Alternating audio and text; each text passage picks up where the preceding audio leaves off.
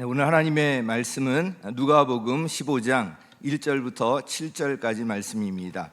우리 한 절씩 교독하도록 하겠습니다. 누가복음 15장 1절에서 7절입니다. 세리들과 죄인들이 모두 예수의 말씀을 들으려고 그에게 가까이 몰려들었다.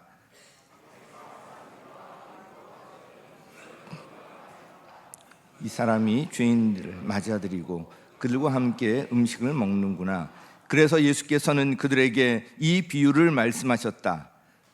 너희 가운데서 어떤 사람이 양 100마리를 가지고 있는데 그 가운데서 한 마리를 잃으면 99마리를 들에 두고 그 잃은 양을 찾을 때까지 찾아다니지 않겠느냐? 찾으면 기뻐하며 자기 어깨에 메고 집으로 돌아와서 벗과 이웃 사람을 불러 모으고 나와 함께 기뻐해 주십시오. 잃었던 내 양을 찾았습니다 하고 말할 것이다. 함께 읽습니다.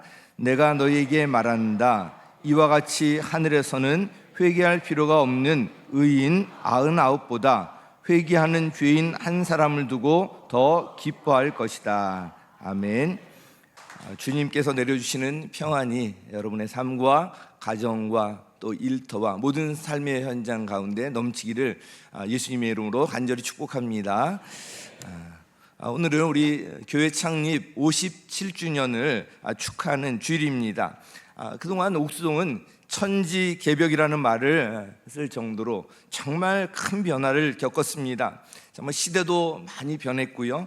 그런데 이 시대와 환경의 변화에도 불구하고 우리 교회가 흔들림 없이 붙들어 왔고 또 앞으로 붙들어 가야 할 것이 무엇인지, 또한 57년 된 교회로서 우리 교회가 어떻게 또 변화하고 앞으로 나가야 할지 오늘 말씀을 통해서 살펴보려고 합니다.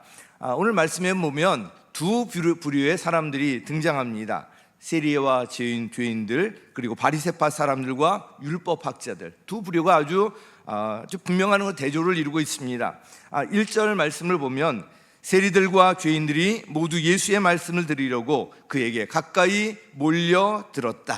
자, 세리와 죄인들이 예수의 말씀을 들으려고 가까이 몰려들었습니다. 이 사람들은 당시에 세상 다른 사람들로부터 외면을 받던, 손가락질을 당하던 그런 사람들이었는데 예수님께서는 이 사람들을 맞아들였을 뿐만 아니라 식사까지 같이 하셨습니다.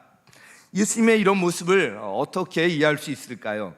예수님께서 세리와 죄인들을 받아들이고 식사까지 함께 하셨던 것은 한마디로 주님의 사랑 때문이었습니다. 하나님의 사랑은 언제든지 낮은 곳으로 흐릅니다.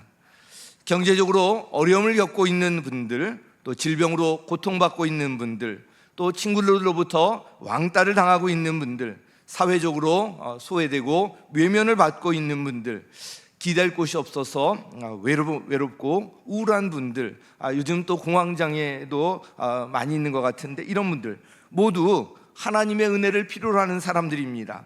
하나님의 사랑은 이렇게 낮은 곳으로 흐릅니다.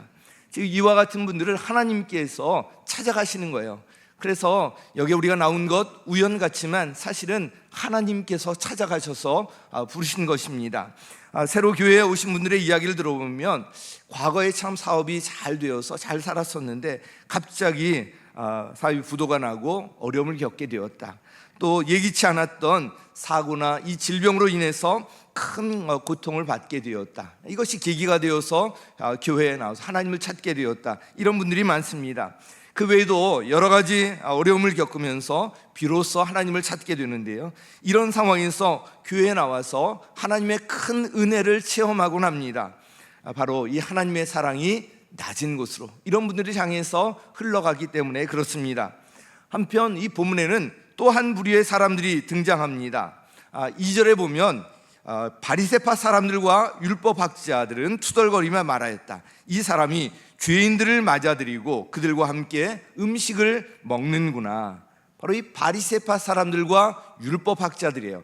당시에 굉장히 종교적 열심을 가진 사람이었고요, 하나님의 말씀을 잘 아는 그런 사람들이었습니다. 그런데 이들의 태도를 이해하기 위해서는 바로 이 앞장인 14장의 내용을 살펴볼 필요가 있습니다. 예수님께서는 이 바리새파 사람, 그 중에서도 지도자 중에 한 사람의 집에 들어가서 음식을 함께 하시면서 그들에게 가르침을 주셨습니다. 예수님의 이 가르침을 듣고 그들이 예수님에게 적극적인 관심을 갖게 된 것으로 보입니다. 이들은 예수님의 이 말씀을 들으면서 예수님에 대한 기대가 컸던 것 같아요. 그런데 이들이 보니까 당시 소외되고 이들에게 이제 무시받았던 세리와 죄인들, 이 사람을 오히려 예수님께서 불러들이고 그들과 함께 식사하시는 이런 모습을 보면서 또 원망하는 말을 합니다. 예수란 분의 이야기를 들어보니까 옳은 말인 것 같은데, 좀 특별한 분인 것 같은데, 이런 죄인들과 어울리는 것을 보니까 참을 수가 없다. 그러나 이에 대해서 예수님께서는 아랑곳하지 않으시고 한 비유를 말씀해 주셨습니다. 이 비유에 우리 주님의 마음이 잘 드러나 있습니다. 3절 말씀을 보면 이렇게 시작합니다. 그래서 예수께서는 그들에게 이 비유를 말씀하셨다. 원망하고 불평하는 바리새파 사람들, 또 율법학자들 향해서 이런 말씀을 하십니다. 이들이 성경을 잘 아는 사람들이었고요, 스스로도 하나님을 잘 믿고 있다고 생각하는 그런 사람들이었는데, 이들이 놓치고 있는 것이 있었습니다. 그것이 무엇이었는지 이제 예수님께서 분명하게 말씀하십니다. 여기에 이제 이 비유에 이제 등장하는 양은 우리 사람, 인간, 우리를 가리키고요, 목자는 예수님을 가리킵니다. 우리 4절 말씀 함께 읽겠습니다. 시작.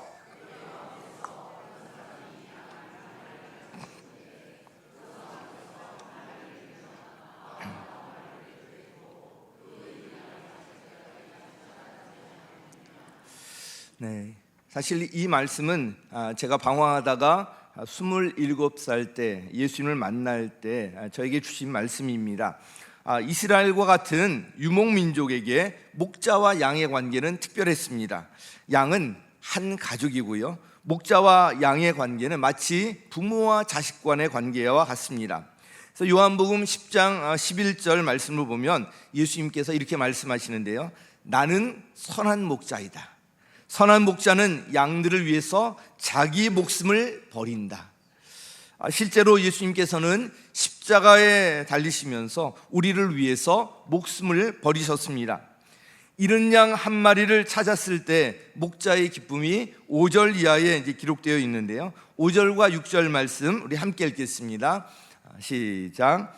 찾으면 기뻐하며 내고 집으로 돌아와서 이웃 사람을 불러 모으고 나와 함께 기뻐해 주십시오. 잃었던 내 양을 찾았습니다 하고 말할 것이다. 아멘. 얼마나 기뻐하는지 이 모습이 그대로 이제 나와 있는데요.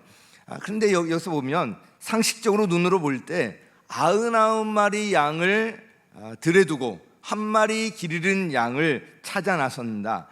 이 본문 말씀이 얼른 이해가 가지 않을 수도 있을 것입니다.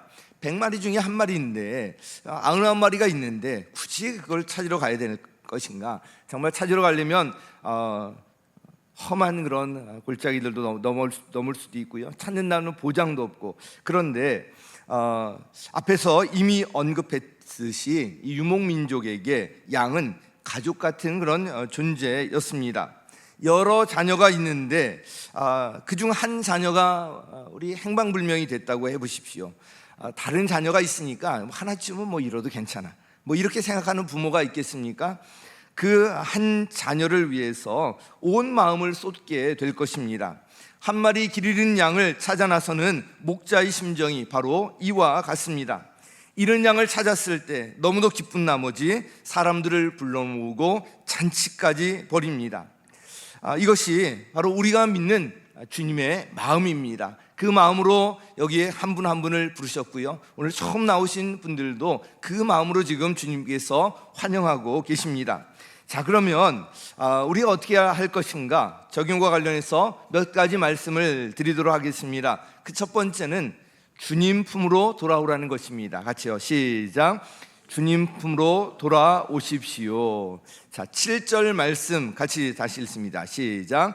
내가 너희에게 말한다. 이와 같이 하늘에서는 회개할 필요가 없는 의인 99보다 회개하는 죄인 한 사람을 두고 더 기뻐할 것이다. 아멘. 오늘 이 본문의 이 결론과 같은 말씀인데요, 비록 한 구절이지만 주님의 관심과 마음이 어디에 있는지 잘 드러나 있습니다. 한 영혼이 주님 앞으로 돌아오는 것, 여기에 예수님께서 관심을 집중하고 계십니다. 누가복음 15장에 보면 이 잃은 양의 비유 외에도 세 가지 비유가 나오는데 그 중에 되찾은 아들의 비유가 있습니다.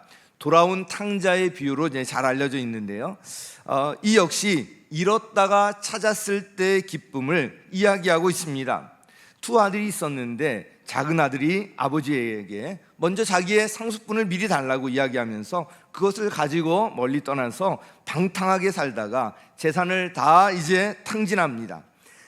재산을 탕진한 이후에 돼지 치는 일을 하면서 정말 돼지가 먹는 주엄 열매라도 먹고 싶을 정도로 배가 고팠지만 먹을 것을 주는 사람이 없었습니다.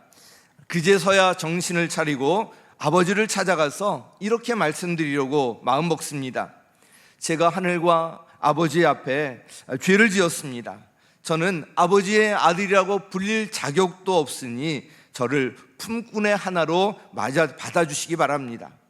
그리고는 아버지를 찾아가는데요, 이때 아들을 맞이하는 아버지의 모습이 참 감격스럽습니다. 우리 누가복음 15장 20절 같이 읽습니다. 시작. 그는 일어나서 아버지에게로 갔다. 그가 아직도 먼 거리에 있는데 그의 아버지가 그를 보고 측은히 여겨서 달려가 그의 목을 껴안고 입을 맞추었다. 이 아버지는 이제나 저제나 그 아들이 돌아오기만을 기다리고 있는 거예요. 먼 발치에서 그 아들이 돌아오는 모습이 조금이라도 보이기만 하면 그냥 달려갈 그런 태세로 있다. 정말 그 아들이 돌아올 때 그렇게 하고 있는 것을 볼 수가 있습니다. 그가 아직도 먼 거리에 있는데 그를 보고 측은히 여겨 달려가 그의 목을 껴안고, 자, 이것이 바로 잃어버린 한 영혼을 향한 주님의 마음입니다. 하나님 아버지의 마음이에요. 사랑하는 성도 여러분, 혹시 주님을 멀리하고 계시다면 주님 앞으로 이제 가까이 나오시기 바랍니다. 어떤 일로든지 주님 곁을 떠나 계셨다면 이제 다시 돌아오시기 바랍니다. 주님께서는 집 떠난 아들이 돌아오기를 기다리는 심정으로 여러분 한 사람 한 사람을 기쁨으로 맞아 주실 것입니다. 자, 두 번째는요, 주님 품으로 돌아오라. 두 번째는 자기의 의의를 내려놓으라는 것입니다. 같이 시작. 자기의 의의를 내려놓으십시오.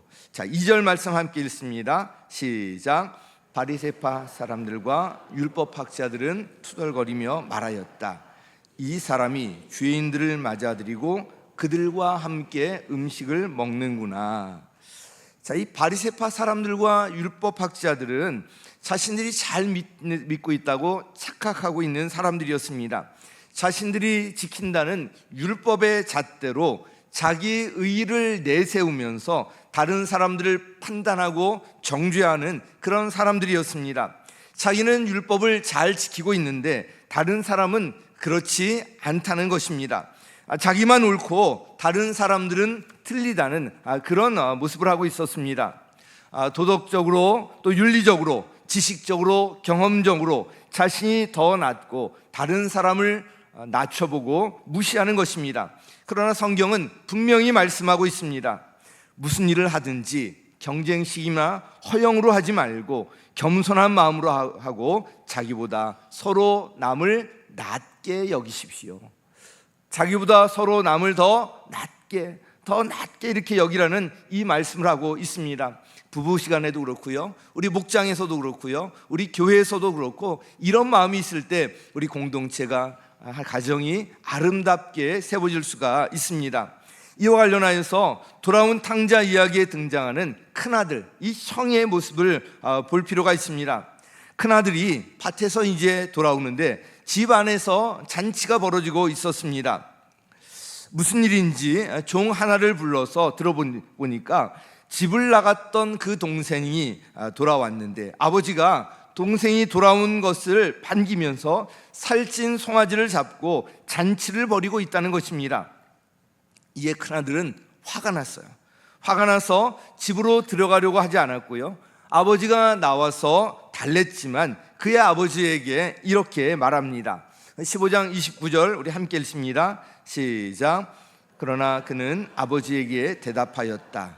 나는 이렇게 여러 해를 두고 아버지를 섬기고 있고 아버지의 명령을 한 번도 어긴 일이 없는데 나에게는 친구들과 함께 즐기라고 염소 새끼 한마디로 주신 일이 없습니다. 자, 이 30절도 계속 읽습니다. 30절 시작. 그런데 창녀들과 어울려서 아버지의 재산을 다 삼켜버린 이 아들이 오니까 그를 위해서는 살찐 송아지를 잡으셨습니다. 자, 이 형의 마음이 이해가 되죠? 아마 누구라도 형의 입장이 되면 이렇게 이제 할 수 있을 것입니다. 그런데 이 큰아들 형이 놓치고 있는 것이 있었습니다. 바로 이 집을 나간 동생을 이제나 저제나 돌아오기를 기다리는 아버지의 그 심정이었습니다.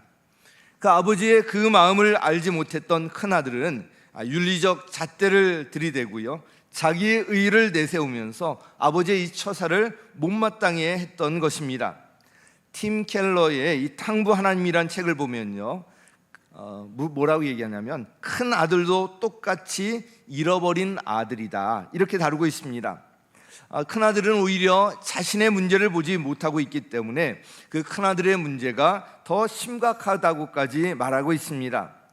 혹시 나에게도 이런 마음이 있지 않은지, 이로 인해서 다른 사람을 판단하고 정죄하고 있지는 않은지, 만일 그런 마음이 있다면 그 모든 것을 다 내려놓으시기 바랍니다. 윤리, 도덕 물론 중요합니다. 그러나 그것이 자기의가 되어서는 안 됩니다. 그것이 하나님보다 우선할 수가 없는 것입니다. 성경에 보면 처음 된 자가 나중되고 나중된 자가 처음 된다, 이런 말씀도 있지 않습니까? 주님 앞에 돌아오는 그것을 하나님께서 기뻐하시고요, 그 마음을 우리가 헤아리고 함께 해야 한다는 것입니다. 자기의 의를 십자가 앞에 다 모두 내려놓으시기 바랍니다. 그리고 우리 기뻐하면서 하나님의 마음으로 함께 환영하고 축복하고 하는 것입니다. 마지막 세 번째로, 잃어버린 한 영혼을 향한 그 주님의 마음을 품으라는 것입니다. 같이 읽습니다. 시작. 잃어버린 한 영혼을 향한 주님의 마음을 품으십시오. 자, 우리 4절 말씀 같이 읽습니다. 시작. 너희 가운데서 어떤 사람이 양 100마리를 가지고 있는데 그 가운데서 한 마리를 잃으면 99마리를 들여두고 그 잃은 양을 찾을 때까지 찾아다니지 않겠느냐. 제가 고등학교 때까지 고등학교 한 만 2년 동안 교회를 나갈 기회가 있다가 교회를 떠나서 27살 때까지 방황하다가 극적으로 27살이 되어서 예수님을 다시 만날 때, 그때 이 말씀이에요. 그 잃은 양 하나를 찾을 때까지 찾아 나서시는 그 목자의 심정으로 가지고 예수님께서 나를 기다리시고 나를 사랑하시고, 여기에 제가 완전히 이제 그 주님을 만나고 저의 인생이 완전히 180도 새로워지는 계기가 되었습니다. 자, 이렇게 잃은 양을 찾았을 때 그 목자가 얼마나 기뻐하는지 우리 5절 말씀 같이 읽겠습니다. 시작. 찾으면 기뻐하며 자기 어깨에 메고. 자, 이 잃은 양을 찾느라 이리저리 헤매고요, 많이 이제 지쳤을 법도 한데, 목자는 그 잃은 양을 찾았을 때 그 모든 피곤이나 그런 것들이 다 어디 사라지고요, 너무 기뻐서 그 양을 어깨에 메고 돌아옵니다. 이것이 바로 하나님 아버지의 마음이에요. 그리고 6절에 보면 또 이렇게 합니다. 6절 시작. 집으로 돌아와서 벗과 이웃 사람을 불러 모으고 나와 함께 기뻐해 주십시오. 잃었던 내 양을 찾았습니다 하고 말할 것이다. 이웃을 다 초청해서 기뻐하며 잔치를 벌입니다. 이 기쁨을 주체할 수가 없어서 이렇게 이제 잔치를 벌이고 있는 거예요. 기쁨을 함께 이렇게 나누고 있습니다. 이것이 목자의 심정이고요, 바로 하나님 아버지의 마음인 것입니다. 그래서 마지막 7절 우리 다시 한번 읽도록 하겠습니다. 시작.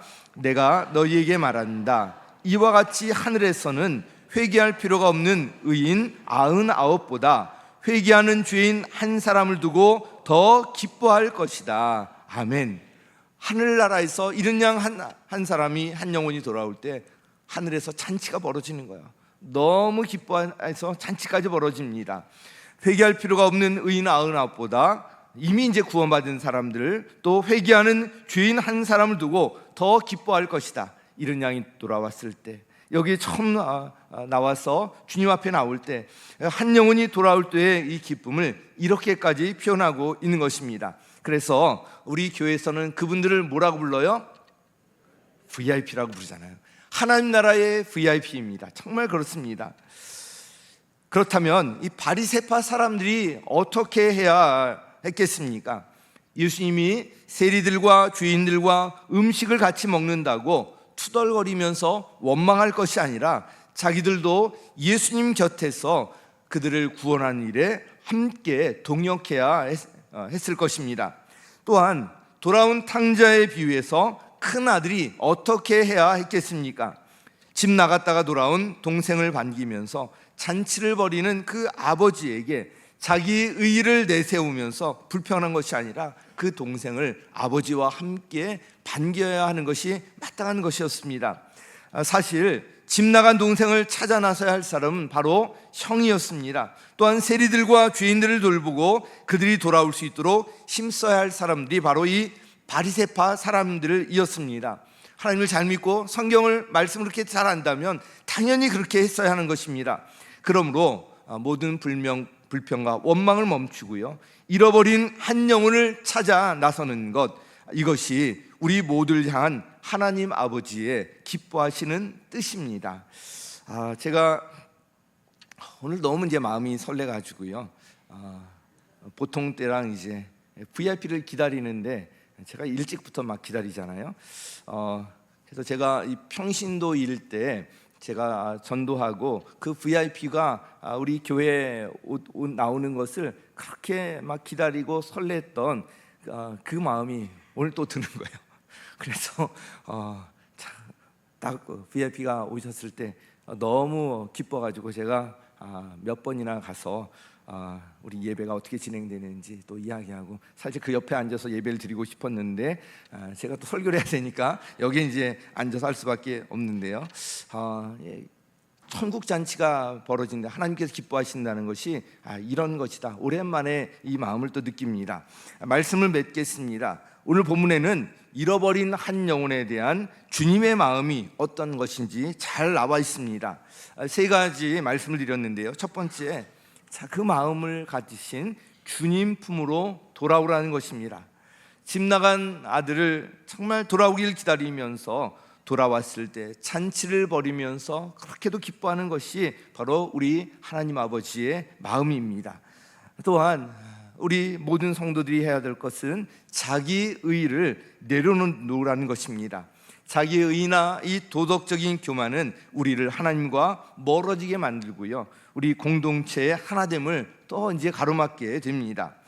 그리고 세 번째로 잃었던 양들, 잃어버린 한 영을 향한 이 주님의 마음을 품고요, 함께 일에 동역하는 것입니다. 자기의 의의를 내려놓고 잃어버린 한 영혼을 우리 모두 찾아 나서야 하는 것입니다. 이것이 우리를 향한 하나님의 뜻입니다. 오늘 57주년을 축하하면서 우리 다음 세대 청소년과 어린이 우리 목사들이 함께 귀한 우리 축하하는 행사를 가졌는데요. 그때 불렀던 또 하나의 열매를 바라시며, 제가 청소년 사역을 할 때 이 찬양을 하면서 그렇게 눈물이 났던 찬양인데요. 우리 찬양 주님 앞에 함께 올려드리겠습니다.